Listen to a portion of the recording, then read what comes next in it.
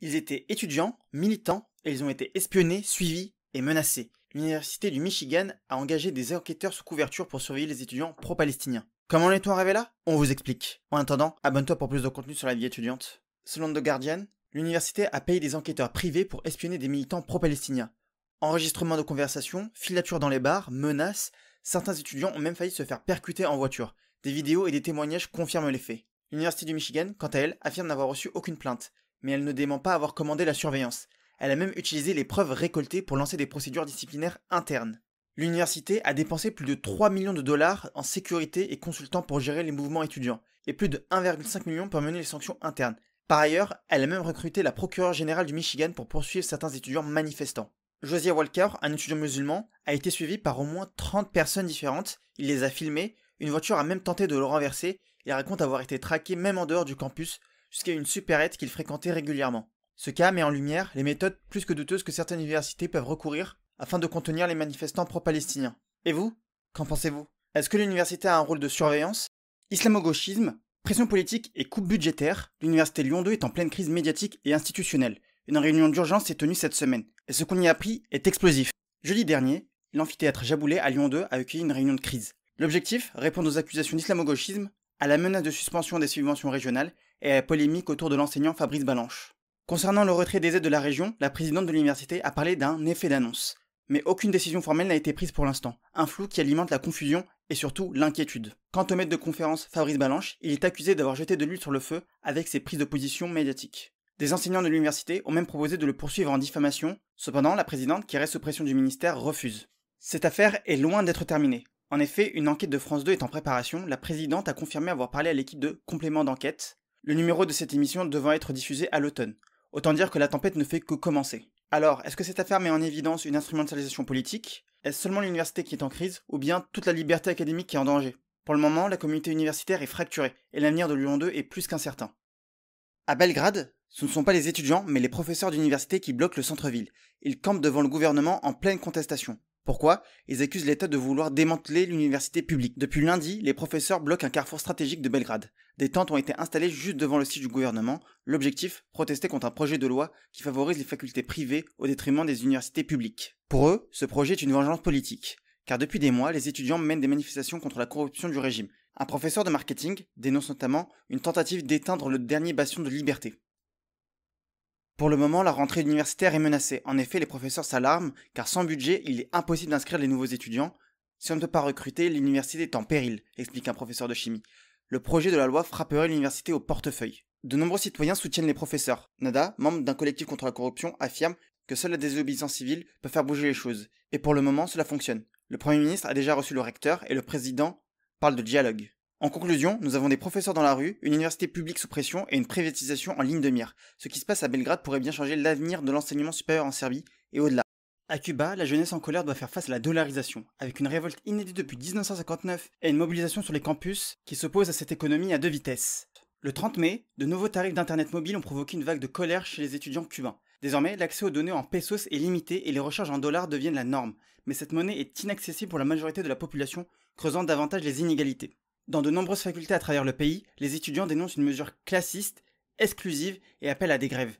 Un dialogue a été lancé entre ETEXA, qui est l'opérateur public, et les étudiants, mais les tensions restent vives. Certains dénoncent même des pressions de la sécurité d'État pour faire taire la contestation. Depuis de nombreuses années, les Cubains vivent dans une économie à deux vitesses. En effet, depuis plusieurs années, le peso cubain s'effondre, plus 190% d'inflation entre 2018 et 2023, plus 470% sur les denrées alimentaires et une perte de 1000% de sa valeur. La population, payée en pesos, subit une précarité extrême, tandis que l'accès au dollar crée une élite économique. Pour certains, cette mobilisation rappelle les luttes étudiantes des années 1950 avant la révolution castriste. Des manifestes circulent affirmant qu'ils ne sont pas contre la révolution, mais contre les politiques qui trahissent leurs idéaux.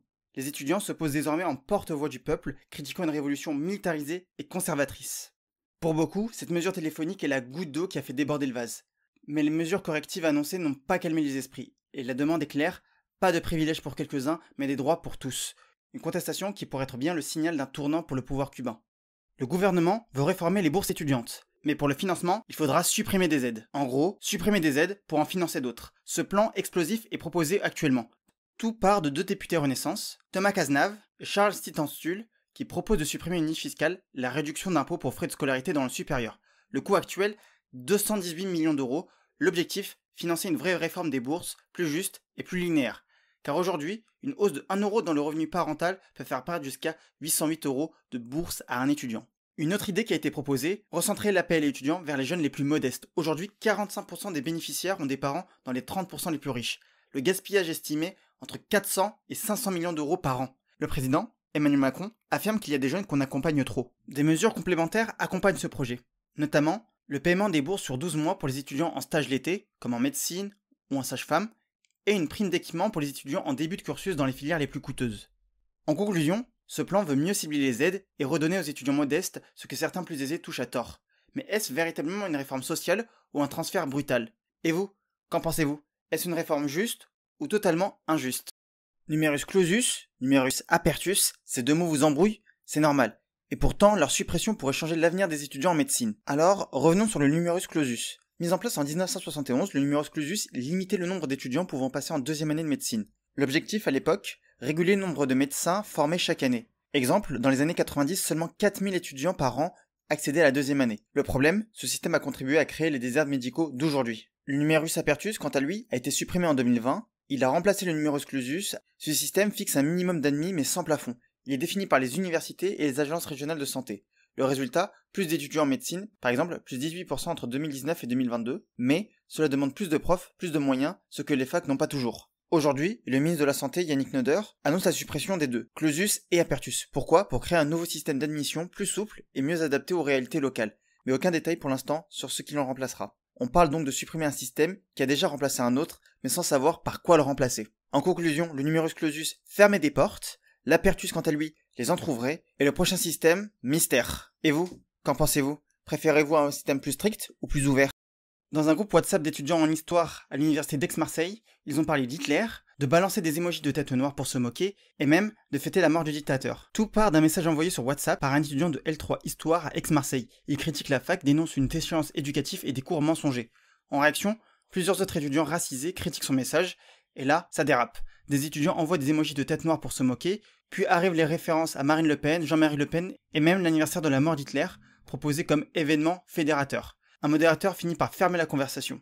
L'université d'Aix-Marseille, quant à elle, a convoqué une dizaine d'étudiants au conseil de discipline. Le vice-doyen rappelle que ces propos tombent sous le coup de la loi, même dans un groupe privé. Mais pour plusieurs étudiants, le problème est plus large. Certains déclarent qu'ils se sentent légitimes et affirment que la parole d'extrême droite se libère dans la fac. Une étudiante parle d'un climat raciste installé depuis la première année. Ce qui choque ici, ce n'est pas juste l'ampleur des propos, c'est que ces propos viennent d'étudiants en histoire, qui devraient être formés à la critique, au recul et à la mémoire. Et surtout, ils ne s'en cachent même plus. Ce climat, de plus en plus de facs le dénoncent, une libération de la parole raciste, souvent en lien avec la montée de l'extrême droite politique. Les facs doivent-elles en faire plus pour réagir? Ces étudiants doivent-ils être sanctionnés? Et surtout, comment expliquer qu'en 2025, on célèbre encore Hitler dans une fac française? Et vous, qu'en pensez-vous? Dites-le nous en commentaire et abonnez-vous pour plus d'actu étudiante.